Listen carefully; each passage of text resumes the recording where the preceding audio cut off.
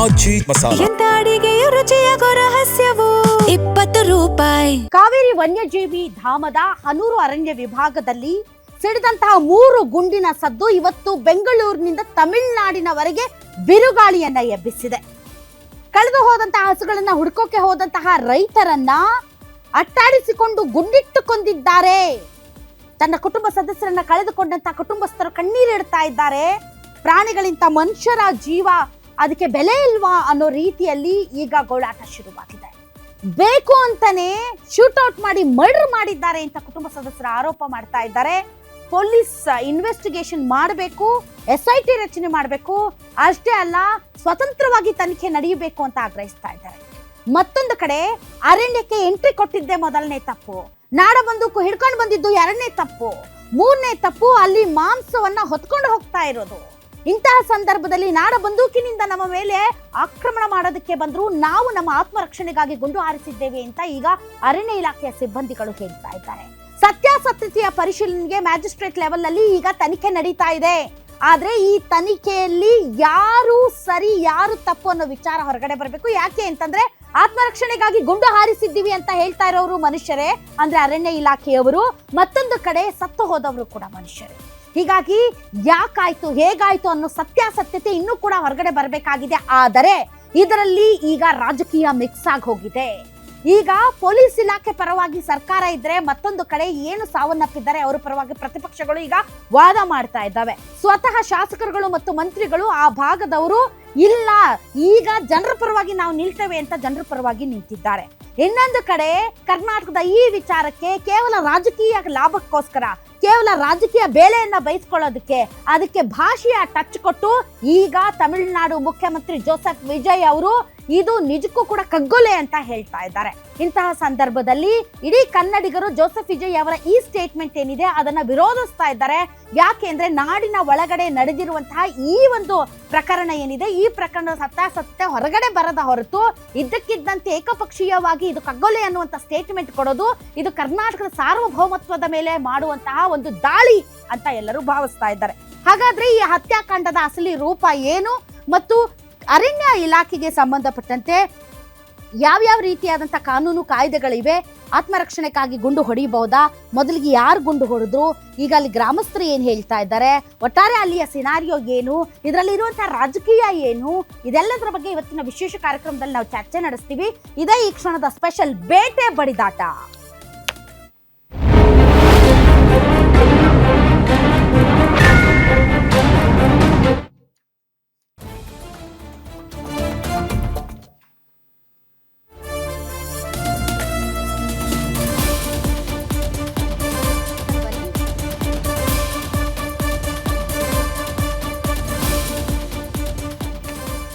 ಎನ್ಕೌಂಟರ್ಗೆ ಬಲಿಯಾಗಿದ್ದು ಬೇಟೆಗಾರರ ಅಮಾಯಕರ ಹೊಸ ಚಪ್ಪಲಿ, ಕೈಯಲ್ಲಿದ್ದ ಬಂದೂಕು, ಚೀಲದಲ್ಲಿದ್ದ ಮಾಂಸ. ಶಾಗ್ಯ ಶೂಟೌಟ್ ನಲ್ಲಿ ನಿಜಕ್ಕೂ ರಾತ್ರಿ ಕಾಡಿಗೆ ಹೋಗಿದ್ದವರು ಯಾರು?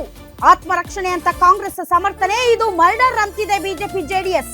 ಉಭಯ ಸದನದಲ್ಲೂ ಹನೂರು ಹತ್ಯಾಕಾಂಡದ್ದೇ ಗದ್ದಲ ಕೋಲಾಹಲ. ಅರಣ್ಯ ಸಿಬ್ಬಂದಿ ಜಪ್ತಿ ವಸ್ತುಗಳ ಪೈಕಿ ಸ್ಟಿಕ್ಕರ್ ಕಳಚದ ಹೊಸ ಚಪ್ಪಲಿ ಪತ್ತೆ. ಕಾಡಿನಲ್ಲಿ ಬೇಟೆಗಾರರು ಶಿಕಾರಿಗೆ ಹೋಗಿದ್ರೋ ಶಾಪಿಂಗ್ಗೆ ಹೋಗಿದ್ರೋ? ಕಾಡಿನಲ್ಲಿ ಚೀಲ, ಗನ್, ಕತ್ತಿ ಓಕೆ, ಹೊಸ ಚಪ್ಪಲಿ ಸಿಕ್ಕಿದ್ದು ಯಾಕೆ? ಇದೆಲ್ಲ ನೋಡಿದ್ರೆ ಅನುಮಾನ ಬರೋದೇ ಇಲ್ವಾ ಅಂತ ಈಗ ಕೇಸರಿ ಪಡೆ ಹೇಳ್ತಾ ಇದೆ. ಮ್ಯಾಜಿಸ್ಟ್ರೇಟ್ ತನಿಖೆ ಸಾಲದು, ನ್ಯಾಯಾಂಗ ತನಿಖೆ ಆಗಬೇಕು ಅಂತ ಬಿಜೆಪಿ ಹೇಳ್ತಾ ಇದೆ. ಎನ್ಕೌಂಟರ್ಗೆ ವಿಪಕ್ಷಗಳಷ್ಟೇ ಅಲ್ಲ, ಕಾಂಗ್ರೆಸ್ನಲ್ಲೂ ಕೂಡ ಕೆಂಡಾಮಂಡಲ. ಭೇಟಿ ಆಡಿದ್ದು ಸರಿಯಲ್ಲ, ಆದ್ರೆ ಮನುಷ್ಯ ಮತ್ತು ಪ್ರಾಣಿಗಳು ಒಂದೇನಾ? ಅರಣ್ಯ ಸಿಬ್ಬಂದಿ ನಡೆಗೆ ಸಚಿವ SS ಮಲ್ಲಿಕಾರ್ಜುನ್ ವಾಗ್ದಾಳಿ. ಸಚಿವರು ಸಂಸದರಲ್ಲೇ ಪರ ವಿರೋಧ, ಪರಿಹಾರ ವಿಚಾರದಲ್ಲೂ ಜಟಾಪಟಿ. 5 ಲಕ್ಷ ಸಾಲಲ್ಲ, ಕನಿಷ್ಠ 50 ಲಕ್ಷದಿಂದ 1 ಕೋಟಿ ರೂಪಾಯಿ ಪರಿಹಾರ ಕೊಡಬೇಕು. ಹನೂರು ಎನ್ಕೌಂಟರ್ಗೆ ತಮಿಳರ ಹತ್ಯಾಕಾಂಡ ಅಂತ CM ವಿಜಯ್ ಬೇರೆ ಕೆಲಸ ಇಲ್ಲ ಇವರಿಗೆ.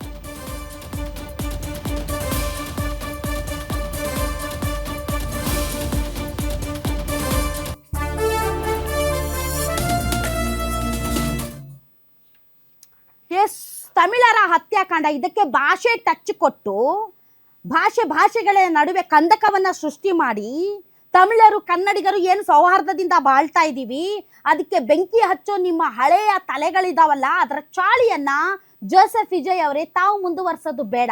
ಯುವಕರಿದ್ದೀರಿ, ಒಳ್ಳೆ ಆಡಳಿತ ನಡೆಸ್ತಾ ಇದ್ದೀರಿ, ಕರ್ನಾಟಕದೊಂದಿಗೆ ಒಳ್ಳೆಯ ಸಂಬಂಧ ಇಟ್ಕೊಂಡು ಕಾವೇರಿ ವಿಚಾರದಲ್ಲಿ ಏನೋ ಇತ್ಯರ್ಥ ಮಾಡ್ಕೊಳ್ಬೇಕು ಅಂತ ತಾವು ಏನು ಉಮೇದುವಾರಿಕೆಯಿಂದ ಓಡಾಡ್ತಾ ಇದ್ದೀರಿ, ಅದಕ್ಕೆ ನಮ್ಗೆ ಬಹಳ ಸಂತೋಷ ಇದೆ. ಈ ವಿಚಾರದಲ್ಲಿ ಭಾಷೆನ ಮುಂದಿಟ್ಕೊಂಡು ನಿಮ್ಮ ರಾಜಕೀಯ ಬೇಳೆ ಬೇಯಿಸ್ಕೊಳ್ಳೋದು ಒಳ್ಳೆಯದಲ್ಲ. ತಮಿಳರ ಹತ್ಯಾಕಾಂಡ ನಡೆದ್ರೆ ಬೆಂಗಳೂರು ಅರ್ಧ ಖಾಲಿ ಆಗುತ್ತೆ. ದಯವಿಟ್ಟು ಈ ತರ ಪ್ರಚೋದನಾತ್ಮಕ ಹೇಳಿಕೆಗಳನ್ನ ಕೊಡೋದನ್ನ ತಾವು ಸ್ವಲ್ಪ ನಿಲ್ಸಿದ್ರೆ ಬೆಟರ್. ಅದರ್ವೈಸ್ ಇದರಲ್ಲಿ ರಾಜಕೀಯ ಯಾವ ರೀತಿ ಗರಿಗೆದರಿದೆ ಅನ್ನೋದನ್ನ ಬನ್ನಿ ಯಾರ್ಯಾರು ಏನೇನು ಹೇಳಿದ್ದಾರೆ ಕೇಳೋಣ. ತಪ್ಪಿಸ್ಕೊಂಡು ಹೊರಡೋಗ್ತಾ ಇದೆಯಾ? ಖಂಡಿತವಾಗಿ ರೈತರು ತಕ್ಷಣ ತಪ್ಪಿಸ್ಕೊಂಡು ಹೋಗುವಂತ ಕೆಲಸ ಏನೂ ಆಗಿಲ್ಲ. ಮತ್ತೆ ಇನ್ನೇನು ಸಾಯಿಸಿದ್ರಿ ನೀವು? ರೈತರನ್ನ ಗುಂಡಿಟ್ಟು ಸಾಯಿಸಿದ್ರಿ. ಅದನ್ನ ರಾಜ್ಯ ಜನರಿಗೆ ಗೊತ್ತಾಗಬೇಕು.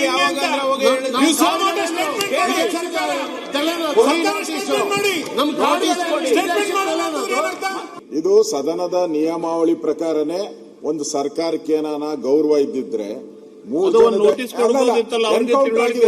ಎನ್ಕೌಂಟರ್ ಬಗ್ಗೆ ಸದನದಲ್ಲಿ ಒಂದು ಸ್ಟೇಟ್ಮೆಂಟ್ ಮಾಡ್ಬೇಕಾಯ್ತು ಸರ್ಕಾರ.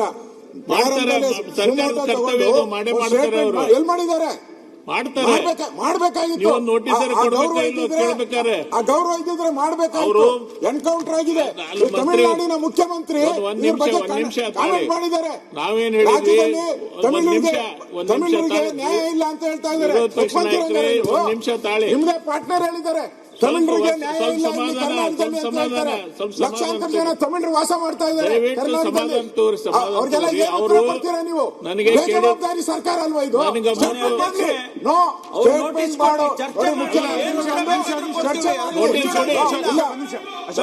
ಮುಖ್ಯಮಂತ್ರಿ ಬಂದು ಸ್ಟೇಟ್ಮೆಂಟ್ ಮಾಡಿ ಮುಖ್ಯಮಂತ್ರಿಗಳು. ಆಮೇಲೆ ಬೇಕಾದ್ರೆ ಸದನ ಮುಂದೆ ಹಾಕಿ ಒಂದು ಅರ್ಧ ಗಂಟೆ. 3 ಜನರು ಸಾವಿದು, 3 ಜನರು ಸಾವು, ಕೊಲೆ ಎನ್ಕೌಂಟರ್ ಮಾಡಿದ್ದಾರೆ, ಕೊಲೆ ಮಾಡಿದ್ದಾರೆ. ಕೊಲೆಗಾರರಿಗೆ ಶಿಕ್ಷೆ ಆಗಬೇಕಲ್ಲ? ಏನ್ ಮಾಡಿದ್ದಾರೆ ಅವರು? ಏನ್ ಮಾಡಿದ್ದಾರೆ? ಕೊಲೆಗಾರರಿಗೆ ಶಿಕ್ಷೆ ಕೊಟ್ಟಿದ್ದಾರೆ. ಅವರು ಎಲ್ಲ ಚರ್ಚೆ ಮಾಡಿ ಮಾಡ್ತೀವಿ. ಸರ್ಕಾರ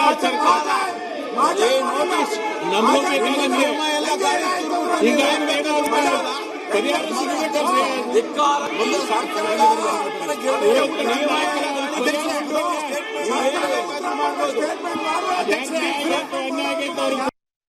ನಿಷ್ಪಕ್ಷಪಾತ ತನಿಖೆ, ನ್ಯಾಯಾಂಗ ತನಿಖೆ ನಡೆಸ್ತದೆ. ಮ್ಯಾಜಿಸ್ಟ್ರೇಟ್ ತನಿಖೆ ಅಲ್ಲ, ಫಾರೆಸ್ಟ್ ಡಿಪಾರ್ಟ್ಮೆಂಟ್ ತನಿಖೆ ಅಲ್ಲ. ಹಾಲಿ ಹೈಕೋರ್ಟ್ ನ್ಯಾಯಾಧೀಶರ ನೇತೃತ್ವದಲ್ಲಿ ನ್ಯಾಯಾಂಗ ತನಿಖೆ ನಡೆಸಲಿ. ನೋಡಿ, ಸೀಲು ತೆಗೆದಿಲ್ರಿ, ಚಪ್ಪಲಿದು. ಕಾಡಿಗೆ ಹೋಗೋನು, ಶಿಕಾರಿಗೆ ಹೋಗೋನು ಹವಾಯಿ ಚಪ್ಪಲಿ ಹಾಕೊಂಡು ಮೊದಲು ಹೋಗಲ್ಲ, ಮತ್ತೆ ಉಪಯೋಗಿಸ್ತಾ ಇರೋ ಚಪ್ಪಲಿ. ಅವನು ಶಿಕಾರಿಗೆ ಹೋದ್ನ, ಶಾಪಿಂಗಿಗೆ ಹೋಗಿದ್ನ. ನೀವು ಸೀಸ್ ಮಾಡಿರುವಂತ ಚಪ್ಪಲಿ ಉಪಯೋಗಿಸೇ ಇಲ್ಲ, ಅದ್ರ ಮೇಲೆ ಸೀಲು ಹಾಕಿಲ್ಲ, ಕಾಲು ಊರಿಲ್ಲ, ಅದ್ರ ಮೇಲೆ ಕಾಲು ಊರಿಲ್ಲ ಅನ್ನೋ ಒಂದು ಕಾಡಿಗೆ ಶಾಪಿಂಗಿಗೆ ಹೋಗಿದ್ನ, ಅಥವಾ ಶಾಪಿಂಗ್ ಇಂದ ಬರ್ತಾ ಕಾಡೊಳಗೆ ತಪ್ಪಿಸ್ಕೊಬಿಟ್ರು. ಇಲ್ಲಿರೋ ವಶಪಡಿಸಿಕೊಂಡಿರೋ ಪರಿಕರಗಳಿಂದ ಹಿಡಿದು, ಆ ಬ್ಯಾಗ್ ಇಂದ ಹಿಡಿದು ಸ್ಲಿಪ್ಪರ್ ನೋಡಿ, ಇಲ್ಲಿ ಅದ್ರ ಮೇಲೆ ಸೀಲು, ಕಾಲು ಊರಿರೋ ಗುರುತು ಇಲ್ಲ. ಒಬ್ಬ ಶಿಕಾರಿಗೆ ಹೋಗೋನು, ನೀವು ಗನ್ ತಗೊಂಡು ಹೋದ ಒಪ್ಕೊಳ್ತೀನಿ. ಮಾಂಸ ತುಂಬ್ಕೊಬರಕ್ಕೆ ಚೀಲ ತಗೊಂಡು ಹೋಗ್ತಾನೆ, ಪಾತ್ರೆ ತಗೊಂಡು ಹೋಗ್ತಾನೆ, ಒಪ್ಕೊಳ್ತೀನಿ. ಕತ್ತಿ ತಗೊಂಡು ಹೋಗಿದ್ದ ಒಪ್ಕೊಳ್ತೀನಿ. ಹವಾಯಿ ಚಪ್ಪಲಿ ಯಾಕೆ ತಗೊಂಡು ಹೋಗ್ತಾನೆ? ಒಂದೇ ಸಲ ಶೂಟ್ ಮಾಡಿದಾಗಲೂ ಇದು 3 ರೌಂಡ್ಸ್ ಮಾಡ್ತಾರೆ. 1 ರೌಂಡ್ಗೆ ಬೇಕಾದ್ರೆ 2-3 ಹೋಗ್ಬೋದು. 3 ರೌಂಡ್ಸ್ ಮಾಡ್ತಾರೆ ಅವರು. ಆ ಸಂದರ್ಭದಲ್ಲಿ ಸಭಾಧ್ಯಕ್ಷರೇ, ಬೇಟೆಗಾರರು ಅಸ್ಪಷ್ಟವಾಗಿ ಗೋಚರಿಸಿರೋದ್ರಿಂದ ಸಿಬ್ಬಂದಿಯನ್ನು ಆತ್ಮರಕ್ಷಣೆಗಾಗಿ ಪ್ರತಿದಾಳಿ ನಡೆಸಿದಾಗ ಬೇಟೆಗಾರರ ಸೊಂಟದಿಂದ ಮೇಲ್ಭಾಗದಲ್ಲಿ ಗುಂಡೇಟು ತಗಲಿದ್ದು ಸಿಬ್ಬಂದಿ ಯಾವುದೇ ದುರುದ್ದೇಶ ಸದರಿ ಕ್ರಮ ಕೈಗೊಂಡಿರೋದಿಲ್ಲ. ಕೆಲವರು ಕಾಮೆಂಟ್ ಮಾಡ್ತಾರೆ, ಇದು ಕಾಲಿಂದ ಕೆಳಗೊಡಿಬೇಕಾಗಿತ್ತು ಅಂತ. ಇದು ಬೆಳಿಗ್ಗೆ ಆಗಿರ್ತಕ್ಕಂಥದ್ದು 5 ಗಂಟೆಯಲ್ಲಿ ಸಭಾಧ್ಯಕ್ಷರ, 5 ಗಂಟೆ 10 ನಿಮಿಷ. ಆ ಸಮಯದಲ್ಲಿ ಕತ್ಲಿರುತ್ತೆ. ಮತ್ತು ಕಾಡಲ್ಲಂತೂ ದಟ್ಟವಾದ ಕಾಡದು, ಇನ್ನೂ ಜಾಸ್ತಿ ಕತ್ಲು ಅಲ್ಲಿ ಇತ್ತು.